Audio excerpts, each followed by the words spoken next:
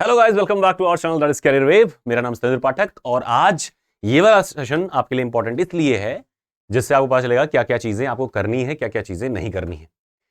तो सबसे पहली बात तो ये है कि कल आपके जो एग्जाम्स होंगे वो 3 शिफ्ट में होंगे। एक मॉर्निंग शिफ्ट है, एक आफ्टरनून शिफ्ट है, एक इवनिंग शिफ्ट है, यानी 3 शिफ्ट में आपके सारे पेपर्स हो जाएंगे। लास्ट ईयर आपके केवल 2 ही शिफ्ट थे क्योंकि एप्लीकेशंस बहुत कम पड़े थे, सेंटर्स भी ज्यादा थे, तो आराम से हो गया था। इस बार 3 शिफ्ट है। तीनों शिफ्ट में लगभग पेपर का पैटर्न वही रहेगा। तो अगर आपका पेपर सेकंड या थर्ड शिफ्ट में है, थोड़ा सा एक आइडिया मिल जाएगा। फर्स्ट शिफ्ट में है तो आपको आइडिया थोड़ा सा चैलेंजिंग तो रहता ही है। फर्स्ट शिफ्ट के लिए थोड़ा सा पेपर चैलेंजिंग नो डाउट रहता है, लेकिन वैसे इजी होने के बावजूद भी उसमें उतने नंबर नहीं आते। एक चीज मैं खास तौर पे आपको बता दूं, जो शायद आप बाद में इसी के लिए परेशान भी रहते हैं। फर्स्ट ऑफ ऑल, आपका जो फॉर्म है, एप्लीकेशन फॉर्म, इसको आप अभी लॉगिन हो रहा होगा तो डाउनलोड करिएगा, तुरंत डाउनलोड करके इसको रख लीजिए। सेकेंडली, आपका जो एडमिट कार्ड है, ये एडमिट कार्ड आपका वहां पे सबमिट हो जाएगा, एडमिट कार्ड वहां पे जमा हो जाएगा। और लास्ट में इसी की समस्या आती है, तो एडमिट कार्ड जो है आपका, इसकी एक कॉपी और रखिए, 1 मोर कॉपी। और ये रहे डिजिटल फॉर्मेट में रखें, ज्यादा बेटर है। डिजिटल फॉर्मेट में एक रख लीजिए, जहां से भी आपने प्रिंट करवाया है, अभी समय है, प्रिंट निकाल करके अपने पास में रख लीजिए। बाद में फिर परेशान होंगे, फिर आप कहेंगे सर मेरे पास नहीं है, ये है वो है, और वहां थोड़ी बहुत समस्याएं झेलनी पड़ जाती हैं। तो क्या करना है, सबसे पहले अपना फॉर्म डाउनलोड करके रखिए, एप्लीकेशन वाला। और दूसरा, अपना एडमिट कार्ड एक तो आपने प्रिंट कराया होगा, एक और मतलब उस सॉफ्ट कॉपी को अपने पास में प्रिजर्व करके रखिए, वो बाद में डीवी में काम आएगा। ठीक है, इतनी चीजें हो गई। अब चलते हैं कि आपके क्या क्या इंस्ट्रक्शन है इस बार वाले पेपर के लिए। तो मुख्य तौर पे जो इंस्ट्रक्शंस हैं, जो उन्होंने शॉर्ट बताया, उनको पता है कि बच्चे नहीं पढ़ते, इसलिए उन्होंने लास्ट में शुरुआत में ही 4 पॉइंट लिख दिए। पहला है कि आप ई कार्ड, अपना जो एडमिट आया है उसका प्रिंट आउट यानी प्रिंटेड कॉपी ले जाएंगे। Original photo ID proof as mentioned in the instructions below. Original ID proof मतलब आधार कार्ड, पैन कार्ड या फिर आपका पासपोर्ट, ये सारी चीजें इसमें वैलिड रहती हैं। ओरिजिनल लेके जाना है। क्या लेके जाना है? ओरिजिनल लेके जाना है। और एक ट्रांसपेरेंट बोतल अगर आप ले जाना चाहें। और ये चीज ध्यान रखिएगा, बॉल पॉइंट पेन और 2 फोटोग्राफ्स आपको लेके जाने ही जाने हैं। ऑल इसका बहुत ज्यादा यूज तो नहीं आता, लेकिन आपको लेके जाना है। पेन भी लेके जाना है और फोटो भी लेके जाना है। हो सकता है पेन वहां जमा करा लें, लेकिन आप लेके जाइएगा। ठीक है। दूसरा देखो, ओरिजिनल फोटो आइडेंटिफिकेशन कार्ड या कोई कलर कॉपी, सॉफ्ट कॉपी, ये सब नहीं चलेगा। Original print voter ID card या फिर driving licence, PAN card, passport, Aadhaar card, employ ID, है ना, ये सब। नेक्स्ट देखिए, वेबसाइट पे अवेलेबल रहेगी तो वहां से कर सकते हैं, चेंज सेंटर नहीं होगा। और ध्यान रखिए सबसे मेन चीज कि कोई नेगेटिव मार्किंग नहीं है, कोई भी नेगेटिव मार्किंग नहीं है। तो सबको पता ही होगा मोस्टली। लेट से जाएंगे तो किसी भी चांस में अलाउ नहीं होगा अंदर, तो समय से पहले पहुंचिए। दूसरा, अपने पार्टिकुलर्स जैसे नेम, डेट ऑफ बर्थ, सब कैटेगरी, ये सारी चीजें जो एडमिट कार्ड में मेंशन्ड है वो सही होनी चाहिए। अगर बाय द वे गलत है तो आपका आज फैसिलिटेशन सेंटर खुला हुआ था, तो आपको जाकर के चेक करवाना था। ठीक है। और दूसरा देखो, हेल्प डेस्क ये वाला नंबर है, 10 से 5 PM तक खुला रहता है, तो इस पे भी आप कॉल करके अपनी चीजें बता सकते हैं। दूसरा, फैसिलिटेशन सेंटर ऑन 26/12 10 AM से 2 PM तक। खैर तो टाइम निकल गया है, आप लोग करवाए होंगे, जिनको दिक्कत होगी। नहीं कराया तब भी कोई दिक्कत नहीं है, जितना हो जाए करवा लीजिए, बाकी डीवी के टाइम पे बाकी चीजें हो जाएंगी। नेक्स्ट देखिए,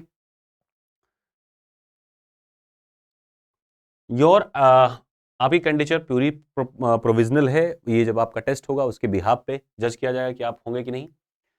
मतलब ये है कि जब तक आप क्वालिफाई नहीं कर जाते तब तक उनके पास पूरा अधिकार है कि आपको हटा सकते हैं, अगर आपने गलती कहीं भी करी या कुछ गड़बड़ पाया गया तो अपनी प्रिंट आउट इसकी लाइए, आईडी प्रूफ लाइए, 2 फोटोग्राफ साइज फोटोग्राफ लेके, 2 पासपोर्ट साइज फोटोग्राफ लेके आइए, बॉल पॉइंट पेन लेके आइए।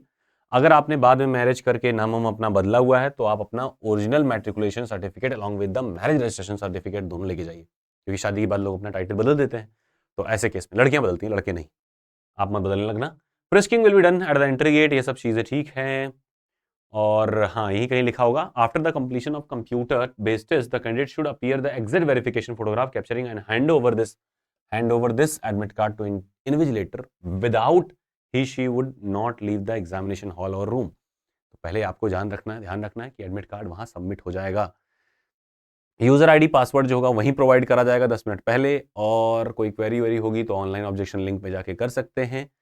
अगर आपने पेपर को डिस्क्लोज किया, पब्लिश किया, रिप्रोड्यूस किया, ट्रांसमिट किया, स्टोर किया, फैसिलिटेट किया transmission text content, any other information therein whole और part thereof by any means, जैसे वर्बल, रिटन, इलेक्ट्रॉनिक, मैकेनिकल, या पेपर ही लेके चल दिए वहां से फोटो खींच करके, और या अनऑथराइज्ड पोजीशन है आपके पास टेस्ट कंटेंट का, तो ये सीरियस मिसकंडक्ट ट्रीट किया जाएगा और आप डिबार या डिस्क्वालीफाई कर दिए जाएंगे।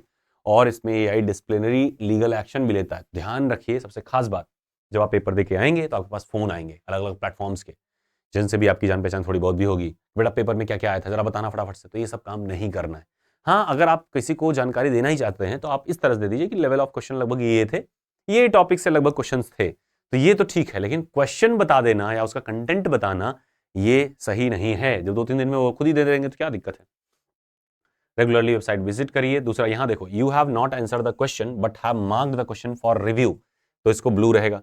और यहां पे देखो, अगर आपने अटेम्प्ट कर दिया और मार्क फॉर रिव्यू किया तो will be considered for evaluation, मतलब वो माना जाएगा, उस पर नंबर मिलेगा। और अगर इन केस आपको कहीं भी लगता है कि मेरा वाला क्वेश्चन नहीं उन्होंने कंसीडर किया या इतना मैंने करके आया था, तो आप चैलेंज कर सकते हैं, क्योंकि मार्क फॉर रिव्यू अटेम्प्ट करने के बाद अगर आपने एक क्वेश्चन गुड गेस करके मार्क फॉर रिव्यू किया है और बाय द वे लास्ट में आप नहीं आ पाए उस क्वेश्चन पे, तो जो भी अटेम्प्ट किया है उसको कंसीडर किया जाएगा। नेगेटिव मार्किंग है नहीं, तो कोई क्वेश्चन छोड़ना नहीं है, सारे क्वेश्चन करके आने हैं।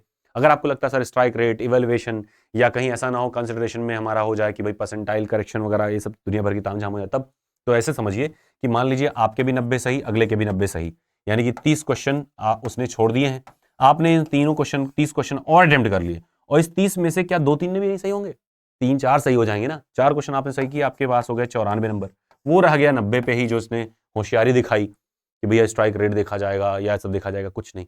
जब इक्वल मार्क होगा तब ना देखा जाएगा, और इक्वल मार्क से आप कहीं ज्यादा चले जाएंगे अगर आपने सारे क्वेश्चन रन किए। तो हमेशा ध्यान रखना है, क्वेश्चन सारे अटेम्प्ट करने हैं, don't follow anyone on this, किसी की मत सुनना। अगर नेगेटिव मार्किंग नहीं है तो हमेशा पूरा पेपर अटेम्प्ट करना चाहिए। किस्मत की बात है, अगर आपको लाइफ चाह ही रही है पहुंचाना, तो हो सकता है कि आपने बचे हुए क्वेश्चन में से प्रोबेबिलिटी कहती है बेटा 4 सही होगा, सही हो गया, आपके सिलेक्शन हो गए। और जो बंदा होशियारी कर रहा था कि स्ट्राइक रेट होता है, हमारी रेशियो होनी चाहिए कि कितना हमारा परसेंटाइल करेक्शन रहा, तो ये सब अगर देखेगा तो फिर गड़बड़ा जाएगा। जब इक्वल मार्क्स आएंगे तभी वो सब बात होगी, आप इक्वल से कहीं आगे निकल जाएंगे। और अगर आपको लगा नहीं मैं सर इक्वल आया था, तो इसका मतलब ये है कि आपके 3-4 नंबर तो बढ़े ही होंगे जो आपने तुक्के मारे हैं उससे, तो लॉस कहीं नहीं है अटेम्प्ट करने में। ठीक है, क्वेश्चन कैसे करेंगे अटेम्प्ट, ये सारी चीज़ें हैं। और दूसरी बात ये थी कि कुछ बच्चों ने बताया कि सर ऐसा है कि जो हमारे पास में आया है पेपर का मॉड्यूल, उसमें 80 क्वेश्चन है, तो उसको वहीं कंसीडर करना है। 80-80 क्वेश्चन, वो एक मॉड्यूल बताया गया है, एक्चुअली में सिलेबस में मेंशन्ड है कि 120 क्वेश्चन होंगे, 60-60 का सेक्शन होगा। तो इन सभी बातों को लेकर के कोई टेंशन, कोई दुविधा नहीं लेनी है, चुपचाप जाना है, जितना आपको जानकारी है उतने के हिसाब से आपको पेपर देना है और बेहतरीन तरीके से झंडे गाड़ के आनी है। सेकेंड एंड लास्ट थिंग कि आपको कहीं भी घबराना नहीं है ना, पहली बात तो यही है। तो आपने घबराना नहीं है। क्यों नहीं घबराना है? क्योंकि अगर क्वेश्चन टफ आया तो सबके लिए टफ है, कट ऑफ डाउन जाएगा, इजी आया सबके लिए इजी है, कट ऑफ अप जाएगा, वहां घबरा सकते हो। वहां पे तो और ध्यान से सिंसियरली करनी है कि क्वेश्चन को करना है। तो इजी और टफ से आपको कंफ्यूज नहीं होना है, स्ट्रेस मैनेज करनी है, टाइम मैनेज करना है, बेहतरीन तरीके से पेपर देना है। एक वीडियो हमने पहले से अपलोड कर रखी है, उसको जरूर जाके देखना है। और कैसे पेपर को अटेम्प्ट करना है उसके बारे में वो वीडियो है, तो उसको ध्यान से बढ़िया से देखिएगा।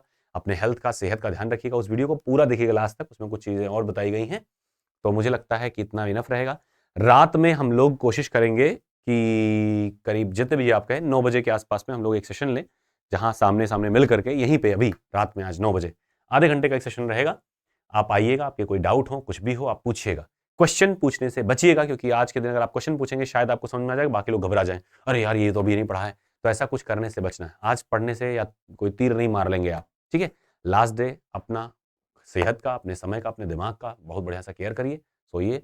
हाँ, शाम में ये सारी चीज़ें पूछ सकते हैं कि कोई दिक्कत है, डाउट है पेपर में, वेरिफिकेशन में, फोटो को लेकर के, कॉन्फिडेंस को लेकर के, स्ट्रेटजी को लेकर के, वैकेंसी कब आ रही है, ये सारी चीज़ें लेकर के, तो आप बेशक वेलकम है। 8 बजे हम लोग सेशन करेंगे, एक 1 to 1 बढ़िया से बात कर लेंगे। ठीक है, 10 मिनट, 15 मिनट, 20 मिनट, आधा घंटा, 1 घंटा, जितनी देर आप चाहेंगे उतनी देर कर लेंगे। और आप टेंशन नहीं लीजिए, घबराइएगा नहीं, वीडियो हम बाद में प्राइवेट कर देंगे, तो अगर आप कुछ इधर उधर पूछना चाहें तो भी पूछ सकते हैं। ठीक है, पर गंदे चीज़ें नहीं, ऐसी चीज़ें नहीं जो कहीं ना कहीं किसी को हार्म कर रही हो किसी वे में।